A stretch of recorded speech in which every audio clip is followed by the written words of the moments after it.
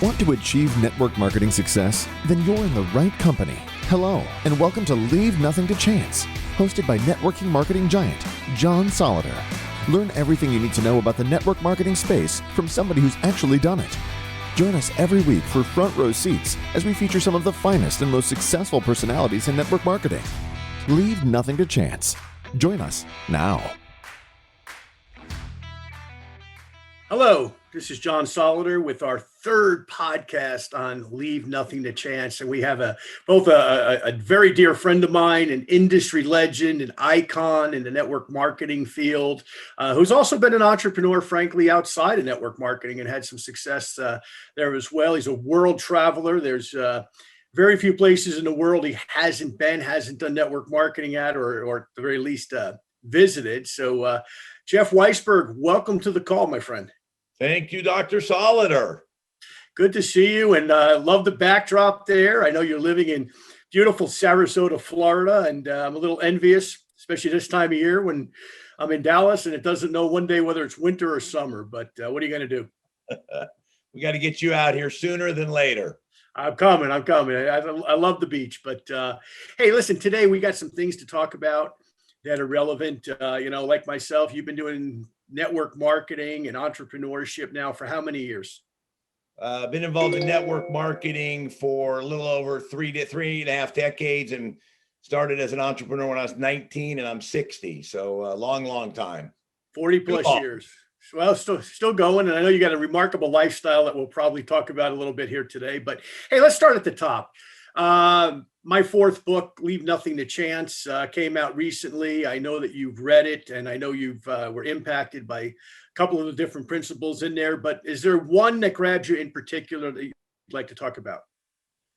I don't know if there's one particular. I think, the first one about wake up excited, I agree. How you start your day is how you finish your day. If you wake up in a bad mood, the wrong side of the bed, as people say, that could be an issue. So I've always been a believer in, start the day good, have the right attitude, get up on the right side of the bed versus the wrong side of the bed. Another chapter you have in there is mindset, like you, all about personal growth and development. The personal growth comes, like Jim Rohn would say, before the fortune, or as our co-mentor Larry Thompson would say, for things to change, you got to change. For things to get better, you got to get better. So I think mindset's big. And then the last one might be, not that any of them are in that order, but the last one is about, showing love for others. I mean, being involved in network marketing, if you don't care about helping people grow and build, you're not going to grow and build. It's one thing if I'm selling a widget as a person that doesn't really mean anything versus helping people with our product or service, or helping people grow their business. If you don't like people, it's hard to work with them. And to be successful in network marketing, especially, your report card is based on how many people you help. So I think that principle is important. I mean, all of them are great. I think, probably of all of them, if I had to pick the three that I like the most, probably would be number one is waking up every day. Because if you're in the right mindset, if your attitude's good, if you feel good physically, mentally, emotionally, spiritually, your day's going to be good. And the people you're around, you're going to be more of an energy giver than an energy sucker, as we say. There's two kinds of people. You walk into a room, they either suck the energy right from you, or you walk into a room and they light you up like you're on all kinds of psychedelics. And so it all starts in the morning. Absolutely. I mean, that's that old expression in Latin, right? Carpe diem, right? Seize the day, And I know, like myself, you get up early. I know you like to train in the morning and get your workout going. And I know that's a big part of your day as well. So just give everybody an idea. So you shared with me the other day a little bit about, your normal day now. If it's Monday, you're doing what in the morning? Well, it's kind of changed. I'm not an early riser like you. I get up after the sun. You get up way before the sun. Always have. I've never had a job. I know people laugh at that. I dropped out of college to get involved in network marketing, and I got into the Amway business at 19. So I've always been my own boss, and I've always had to employ myself. We could talk about some different concepts and books later, but I always felt in the morning, because I'm not a morning person, that I got to wake up slow, get my prayers, my gratitude going, and work out in the morning. Because if I don't work out mornings, I'm not going to get it done in the afternoon or evening. I just know myself. So what I've done now that I've been living in Sarasota is, Monday, Wednesday, Friday, I'll go to the gym. Tuesday, Thursday, and Sunday, we'll bike ride on the beach because we live on the beach. As you can see, it's, as a walk out of our condo, about 100 meters from the beach.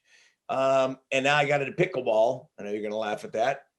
But I got into pickleball. So a bunch of us get together and play pickleball on Saturday. So I try to every day do something.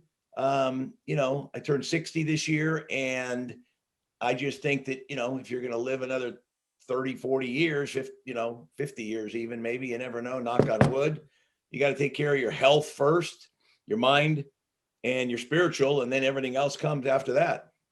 Absolutely. Absolutely. That sounds like a great lifestyle, to say the very least, Jeff. So let's go back, though. Let's go back to a young Jeff Weisberg, 19, 20, 21 years old. You're getting influenced about network marketing, self-employment, working for yourself, everything that you just mentioned here.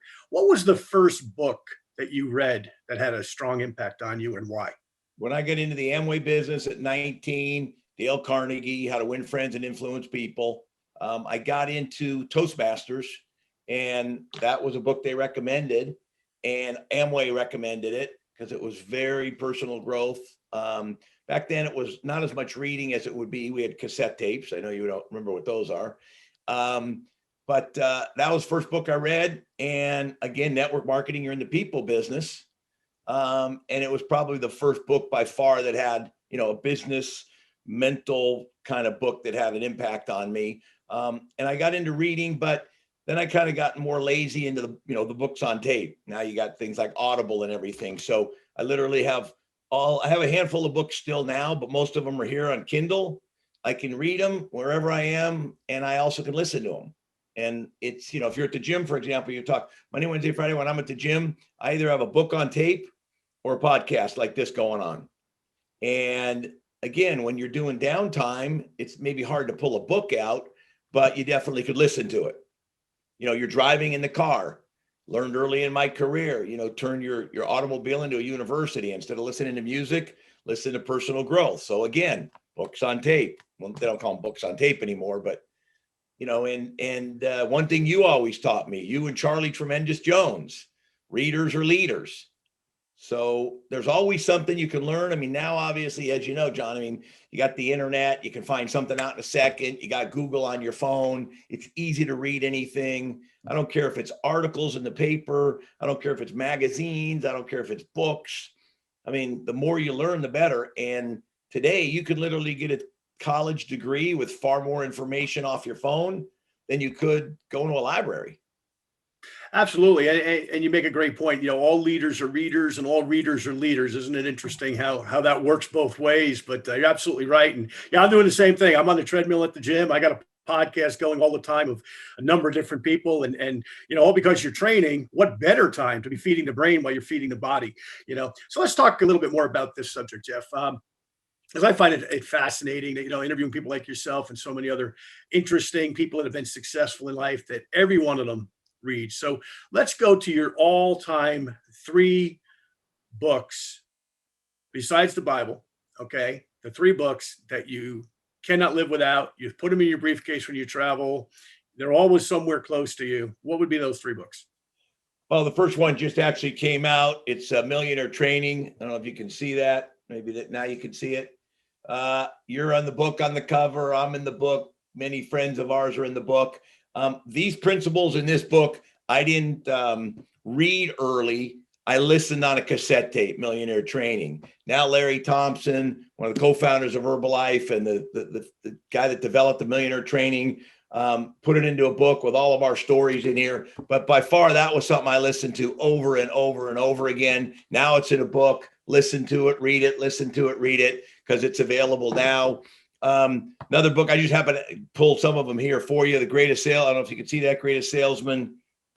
There you go. In the world, by a guy that most people probably in the personal growth have heard of, Og Mandino. Excellent book.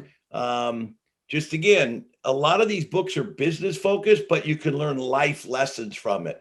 Millionaire Training, for example. I was a single dad raising my sons from the ages of 4.5 and 6. And a lot of things I learned in Millionaire Training were not just about network marketing or business. They were about life, like how to employ yourself, That's about life. About procrastination. That's about life. About mindset. That's about life. The film and the projector. That's about life. And so a lot of these things that you get out of books are maybe geared for one niche, but it hits several parts of your life. And so, I've been blessed. I was all about lifestyle. And I guess I've been blessed where I was able to raise my sons because of our industry, travel. Like you said, I've been to 51 countries, taking them with me. Even you and I have been to several together with some great stories, but probably shouldn't be on this podcast. Because of this industry and because of what I was able to learn as somebody who dropped out of college, I was fortunate. So I think you got to keep the mind going. Another book you might have seen before, Moving Up 2020, little plug for Dr. John Solleder. It's a great book, what you've done. I had a little bit of part in it on building internationally. But again, some of the concepts you can use for personal, for business, and for life. And another book, I don't want to get political at all, but a lot of people know about Robert Kiyosaki. The other guy next to him, people might have heard of, Donald Trump, pre-presidential, The Midas Touch, great book about, and I love the tagline, why some entrepreneurs get rich and why most don't. And it's kind of funny because they're two different people. One's Trump, the name, flamboyant, the whole thing. Art of the Deal, as people probably know him. And then you got Kiyosaki, Rich Dad, Poor Dad, his rich dad, friend, his real dad, poor dad, education versus, business, cash flow quadrant. But I think this was a great book as well. And it had some interesting things in it from Rich Dad, Poor Dad. So, there's been a lot of other books. Everybody talks about Think and Grow Rich, of course, Cybernetics by Maxwell Maltz. But I just think that I've tried to get books that, you might tell me, Jeff, you might check this book out because it's a great book. You were telling me now with this whole quest that you're on about eating, plant-based and everything, David Wolf, and a book to take a look at. And so there's just a lot of different things I try to read. And I believe self-education is far better than, college education, because you can pick and choose what you want and focus on what's important to you. So you're not spending a bunch of time on things that aren't. And again, now with technology, John, you can find out anything right here that any doctor, lawyer, accountant, or engineer can find out literally in seconds, and read about it and learn. There's no excuse. YouTube is not reading per se. It's videos, it's watching. But if you want to learn how to put a bike together, you could read a book, for example, or you could watch a video. And with technology today, you and I didn't grow up with this, but technology today, there's zero excuse for people not to find out anything about everything they want in multiple languages, cultures, at the split second of when they want it, not having to go to a library. Or when I was a kid, my parents had the World Book Encyclopedia. Mm-hmm. They spent thousands of dollars on these, these nice fancy books, and they're on the shelf. And you had to get a renewal every year because it updated all the information. I look at that today and I'm like, could you imagine waiting a year to see what's going to happen from 2020? Where now it's a year, a day sometimes is too long. So for people out there that are not readers, do it on, on Audible, and just make it part of your daily ritual. We learned early in our career, read 5 pages a day, read 10 pages a day. Don't try to read a book. Sit down and read 5-10 pages a day, because you'll do that every day. You're not sitting down and reading a book every day. And even now, John, there's some softwares you can download on your phone where books will be like the Cliff Notes version. Mm-hmm. Mm-hmm. So you'll take a book like yours, it's 205 pages, but maybe I don't have the time to read this book. So somebody's already read it and somebody's taken it and collapsed it into maybe 10, 12, 15 pages and taken all the meat and potatoes out of your book, and boom, I got it right now. And literally thousands of books have done that. So, with what you're doing with this whole, readers, leaders concept and the book clubs and everything, I think it's the greatest thing around there. Well, thank you. And hey, all that information that you just gave, absolutely. And it used to be, when we were kids anyway, that the statistics were that 3% of people had library cards and 3% of the people were wealthy. Well, they're the same 3%. Well, I don't know if they were the same exact 3%, but I'm going to bet that people like Dr. Ben Carson, for example, who grew up going to the library, or Dr. Michael Greger, who was huge in the nutrition world, those were guys, when you read about them, they talk about, their grandmothers and their mothers taking them to the library, just leaving them for hours. And they just, pick a book off the shelf and start reading it. And wow, they both have had amazing careers as two of many examples like that. So let me ask you this, Jeff, what are you reading now? What's on your bookshelf or on your coffee table as we speak? Well, I was reading your book, and also, like I said, the Millionaire Training book, going through the stories. We've known each other a long, long time. I think we met in 92, 3, 4.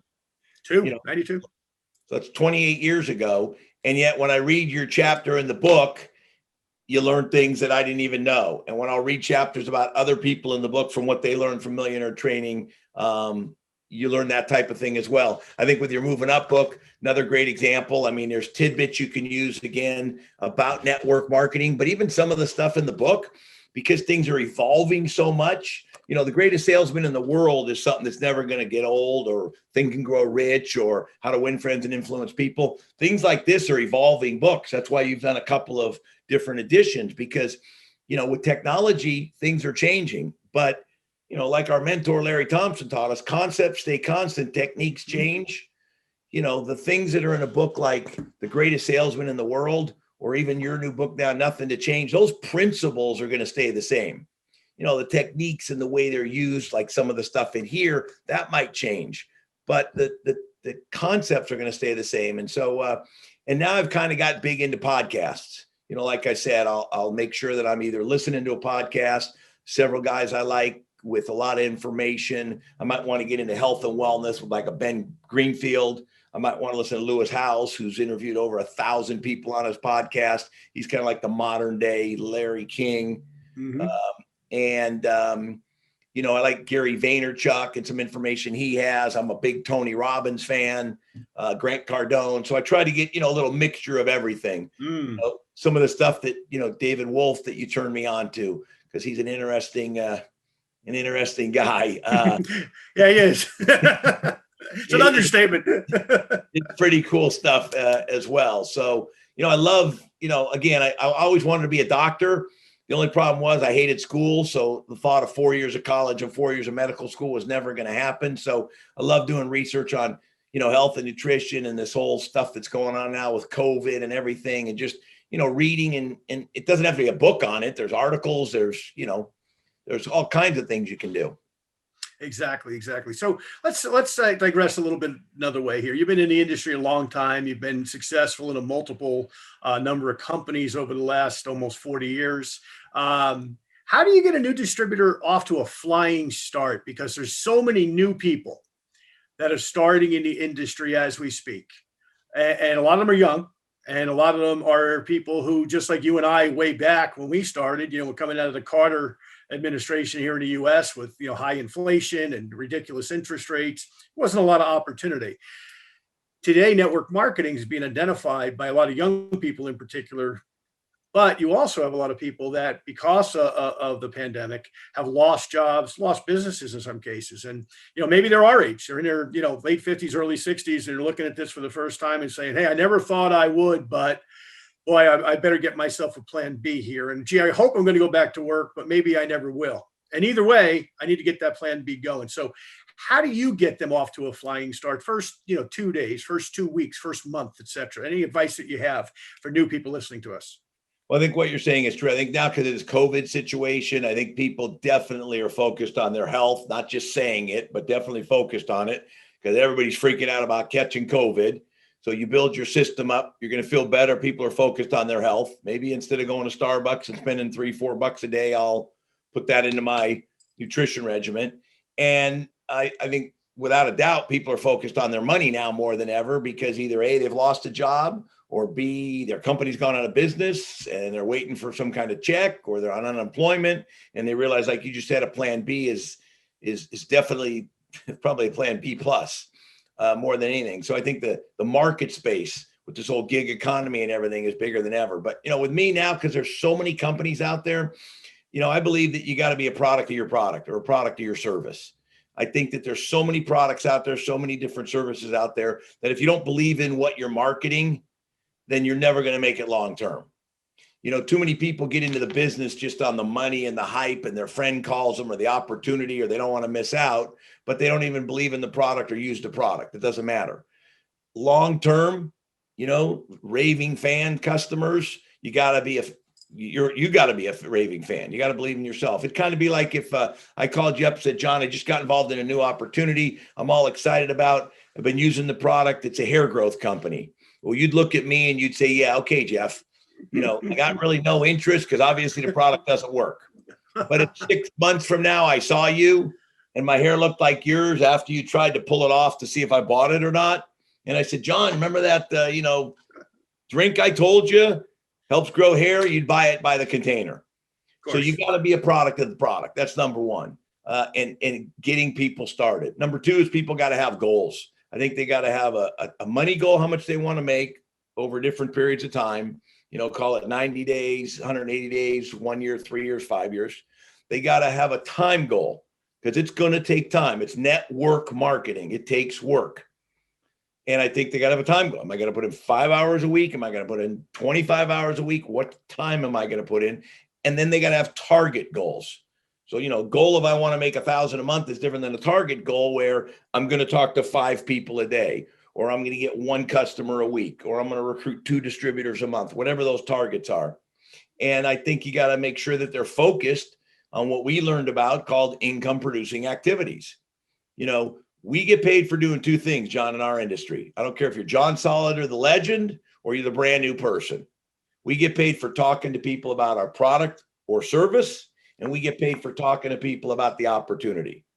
Anything else you do is not an income producing activity. Now, that doesn't mean I talk to you about the business and you get in. Now I got to help you get started. But what am I talking to you about? The product and the opportunity. And so income producing activities has always been an issue because people think they got to learn more to do more. I got to go to this seminar. I got to go here. I got to go there. I got to learn everything. No, you got to go do. You can read all the books in the world about how to do network marketing, but if you don't call anybody up, you're not going to make any money. So you could know the business better than anybody. Like we all know how to become Arnold Schwarzenegger. You're an example. You're in the gym every day. Anybody in the world can read, like we talked about how to be Arnold, but it doesn't mean anything if you don't go do. A challenge we got in network marketing today is people are learning and reading, but they're not doing. How did you become a legend? You didn't build an organization with tens of thousands, hundreds of thousands of people by not talking to anybody. You talk to thousands of people, whether they're your people or your people's people. So income producing activities is we got to talk to people about our product or service. We got to talk to people about our opportunity. And then the last thing is simplicity. Keep it simple. You look at the number 1 franchise of all time in the world's McDonald's, and it's run by 18 to 22-year-olds. How is that possible? Because they got a simple system. I mean, even look at the uniforms. They're adjustable because they know the turnover rate is going to be so big, but they've got a system that they plug me, the 18-year-old, into, and I just do it. And if it doesn't work, they get the next 18 or 20-year-old to do it because it's simple systems. You don't have to get a PhD in how to make a hamburger, and so simplicity is the best because, again, like you and I have both done, we've built our organizations in more than one country. Well, if you're going to go from the United States to Mexico, or you're going to go from the United States to Germany, or you're going to go from the United States to Japan, and you barely speak the language, and we built in a lot of countries where we don't speak the language. I mean, I barely speak English. Okay. And so when you go to these other markets, if you got this fancy, sophisticated system and you can barely communicate, it's never going to work. But if it's use the products, talk to people, keep it simple, set a handful of basics done over and over and over again. You can be in Siberia. You could be in Dallas, Texas. You could be in Sarasota, Florida. You could be in Tokyo, Japan. You could be anywhere and you could build your business. Now, that doesn't mean when you get off this podcast, you start calling your friends in all these countries. No, work local, think global, but keep it simple. Great, man. That's great advice. So let's go on to a couple other things, Jeff. You and I have known each other a long time.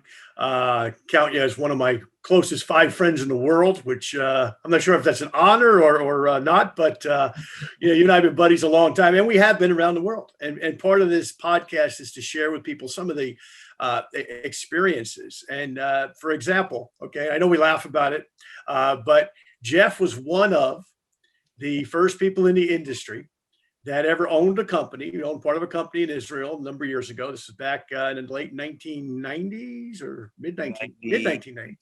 5 and 6. Wow, was it that? Wow, we are getting old. 96. Okay. 96. Okay, so he brought me over to do some consulting and to work on some media stuff and things for him. So I was living over there, and he tells me one morning, "I'm buying part of a soccer team."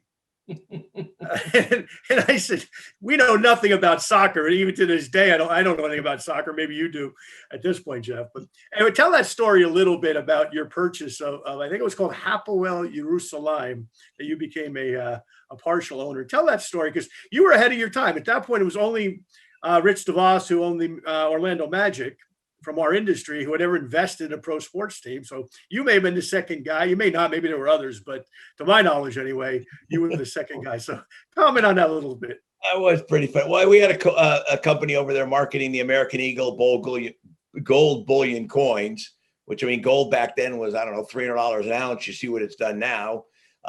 It was a direct sales company, and I was approached by some of the people to be a sponsor. My partners and I, to be a sponsor of one of the top soccer teams in Israel. I mean, again, let's put things in proper perspective. It's not like buying, the LA Galaxy like Herbalife did or something. But actually, if you think about the LA Galaxy, they're the sponsor. So every jersey that everybody wears says Herbalife on it. So we were going to be the sponsor of it, and we did that. And then the owner needed some money, and he said, would you have an interest in, buying into part of the team? Well, I'm thinking soccer, biggest sport in the world. Like you said, I knew nothing about it. I still know nothing about it. And so we bought in part of the 20% of it, and we were the official sponsors and part owners of the team. And it was pretty interesting. I mean, you remember we were going into the arena and pulling into the tunnels and, sitting with all the big shots. And, it was kind of interesting. And, just being in our industry of network marketing, or even being an entrepreneur, there's so many opportunities, and doors open up when you really focus on things. You talk about reading books and everything, but I'm kind of real into energy and what you focus on grows, and the law of attraction. And we've got a vibration. Everything we do in life has vibration. And, you can sit here and focus on what's not working, or focus on what will work. I learned in Amway early in my career by one of the top speakers one day. He said, most people focus on the how-to. They need to focus on the why. If you focus on the why, the how-to will come. So if you set the goal out there, and Grant Cardone now is taking it to the next level with 10X. If you want to make 10 grand a month, 10X it. You want to have 500 distributors, 10X it. But his whole thing is exactly what we learned way back when, in 1979 and 80, was that, you focus on the what you want, your why, you'll figure it out. Energy, things will happen. And when we were in Israel, I was never thinking of the team or anything like that. And it just, things happen when you open your mind and you imagine these things. And, again, it comes from feeding your mind. It comes from waking up in the morning, like your first principle, wake up with the mindset. If you wake up with the right mindset, things happen. And so that kind of evolved in Israel. And, it was definitely a time, and it's 20 something years later. And every time we talk about it, we crack up with all the stories. And I remember when you were telling me about Ronaldo, I didn't even know who Ronaldo was. And you were telling me, why don't we just tell him at a press conference that you're going to bring Ronaldo to Israel? And I did that. So here's what you got to be careful for those of you listening. Watch what your friends tell you to do without doing a little bit of research. So I got no idea who Ronaldo is. And we're having a press conference. And they're all, because I'm the guy from the United States, and Israel's a small country, but a very rich country.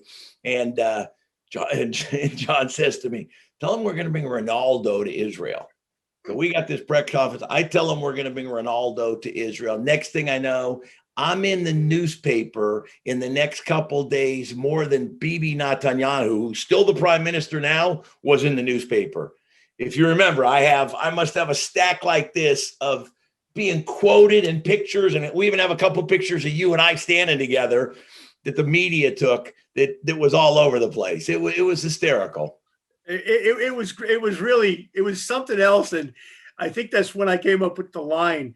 To my knowledge, besides Rich DeVos, you're the only network marketing company owner that actually owns part of a sports team. And of course, since then, Art Williams bought the Tampa Bay Lightning, and of course, Herbalife, as you say, and Advocare, and one of the other Utah companies that's escaped me right now. They're all sponsors of professional soccer here in the U.S., which is really, really smart, obviously, because it gets their name out there to, audiences from all different cultures that see their name and say, well, what's that? So real good. But you were ahead of your time, my boy. You were ahead of your time. But that was very fun.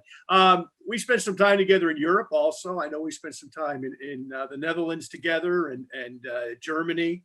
I think we spent some time, and we may have even met up in England at one point. I think you and I were in the UK at the same time when I was living over there in the early, it could have been the early 90s, but at some point I know we crossed paths over there. And of course we went to India together to do some business. So you want to comment on any of those trips and some of our cultural experiences?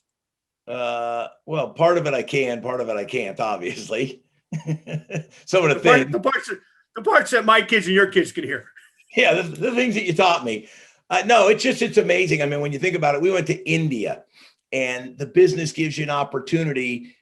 We went to India, and it was, you're going all the way to India. It's 2000. So again, there's not cell phones and Zoom and Facebook. And, it's only 21 years ago. It was December of 2000. And no, excuse me. It was December of 2001. And so almost 20 years ago. And, we fly all the way to India, and we get there and we're wondering, come on, are people going to be here? They were lining up outside. You remember in New Delhi? We went to Hyderabad. We went to Ahmedabad. We went to the Taj. We were doing events. I mean, for those of you that want a quick, funny story, I'm 6'4", 2.25. John's 6'2" or 3, 250 or 60. And I don't know if you guys have ever seen the movies of a rickshaw, but it's these little, whatever you call them, deals with the dude with the little, a 3-wheel motorcycle in front. So that's how you get around, kind of as a taxi. The two of us get into a rickshaw, and because we're so big, it weighted down. The front end of the motorcycle was up in the air. The guy couldn't even drive us because we were so big and heavy. And most people in India are smaller, and we look like King Kong. And it was just so funny. We had a blast. The people were so nice. We went to a wedding. I still have the hat that you wear as a groom in the wedding. And we went to people's homes, and just experiences that you read about or dream about, we've been able to do. We're in Thailand. We were in India. We really hit India. We were there, 2 weeks? Yeah, at least. Traveling everywhere, and you just see a whole different world. Obviously Europe's a little different. We spent time in Europe together, and had some crazy times there. And, network marketing gives you an opportunity to do some amazing things. It's not really all about the money. When you look at your different principles, number 9, is caring about people. To me, it's not the money, it's what you become in the process, and the relationships. We happened to meet because we got involved in the company same time through one of our mentors, Larry Thompson. But the people you meet, you have lifelong relationships, and you find out when people get married, they have kids, they grow up. It's mind-boggling, and so. We've had some funny times. India, Thailand, Europe, Israel, had some amazing times, plus even around the United States. Exactly. So One of the things, and you're making a great point, because I know we're having a lot of fun, and we've had a lot of fun times together over the years. We had a lot of laughs. We had a few cries too, unfortunately, a few sad times, unrelated to the business, really more on a personal level. But at the end of the day, one of the things that stands out as I look back on our career together, okay, and the time that we've worked together and spent together when we were in India. I don't know if you remember this or not. I think the fellow's name was Muhammad, but I might be wrong. But we were invited to his home, and I'm Christian. Jeff is Jewish, and this gentleman happened to be very Muslim. And his mom made us dinner. And the way that they would eat is with their hands. They would sit on the floor and eat with their hands. Now, very nice business guy. So he prepared our food, obviously, where we weren't going to eat with our hands. His mom prepared a separate, not the same meal, but a separate meal for us that she gave us on plates, and we sat at a table. And we just had a beautiful evening, as I recall. And to me, when I look back, one of the things that network marketing has done for me, and probably for you, and probably for a lot of our colleagues and friends, is it's bridged those gaps with people, where maybe people that you never would have met in your life that are of different cultures, different faiths, different orientations. That stands out to me. It's one of my great memories of our industry and our many travels together. If you want to comment on that, Jeff, and we'll start to wrap up. Yeah, I mean, India was amazing, just the different cultures. We went to a couple people's houses. We went to that doctor's house too. Right. We went to that, the wedding thing. It was pretty, you meet cultures, whether you go to a foreign country or not, it gives you an opportunity to learn all about the culture. Again, it's one thing to read about it. It's another thing to be there. Israel is the Mecca for a lot of different religions, and people go for different reasons, and to spend time there is amazing. And so, I guess what I could say about network marketing is that if somebody's new looking to get involved in it, it can be far more than just a business. It can be far more than just a product or service. It could be a lifestyle, and you don't have to become a mega gazillionaire. My dad used to tell me, we were just talking about this before the call, you don't have to be a millionaire to live like a millionaire, meaning that the guy who makes $10,000 a minute is no more happy or successful than the guy that makes $10,000 a month, just as an example. Once you've got your debts paid, or you're debt free, and once you've got money put away, then everything else is just like Monopoly, because the lifestyle and the experiences and the relationships, to me, are far more important than 17 cars, 15 yachts, and 27 jets. Mm-hmm. Because at the end of the day, it's the relationships that are going to make a difference and give you fulfillment, not how many Rolex watches you have. I'm not saying don't have nice cars, don't have nice clothes, this or that, but traveling to me was always something I wanted to do. My dad used to tell me, I grew up in Los Angeles, there's more to life than the San Fernando Valley. And he got me to go to Israel when I was in high school on a 9-week program. He said, "You want a car?" He kind of bribed me. He doesn't like when I tell this story, but I wasn't going to go. He goes, "Well, you want a car?" I said, "Yeah." He says, "You're going to go to Israel." So I went. Didn't want to go, changed my life. From that point on, I wanted to travel the world. And so to me, if you said, "Jeff, would you rather spend $100,000 on a fancy car, or would you rather spend $100,000 and travel the world?" I'd rather spend the $100,000 and travel the world. Sure. Some people would be happy staying where they live and driving the fancy car. But it gives you an opportunity to have options, and you can pick what options you want. And what we're talking about now with these stories, I mean, we could sit here and talk about cars we've had, or a watch we've had, or this or that, but who cares? That you're not remembering that. You're remembering the crazy times. You're remembering the fun times. You're remembering the moving times. You remember the relationships. And India will be a trip I'll never forget. And, Israel will be a trip I'll never forget. Tulsa will be a trip I'll never forget. Europe, it's the magic moments that I think really people talk about, but it's the magic moments. And now with this COVID situation, John, it's totally changed my mindset, because it could be over in a minute. I mean, people are getting sick, going to a hospital. You're never seeing loved ones again. And we have some mutual friends that have passed in the last 6 months from COVID and other things that have been caused by that. And I mean, life is this short. And at the end of the day, you need to enjoy every minute. And your book starts up with waking up with the right mindset. It'll change your life forever. It'll change your life forever. I think of those experiences, and I think of one other that was unique for me. We went to a Seder dinner. I think we were in Tel Aviv. We may have been in Jerusalem. I don't really remember, but we went to a Seder dinner. And, because of network marketing, here's a guy grows up in New Jersey, in my case, and, had the same ambitions you did. I knew there was a world beyond New Jersey and New York. Okay. And I'll never forget having this Seder dinner, one of the best meals I think I've ever had in my entire life, by the way. I mean, it was unbelievable, the food.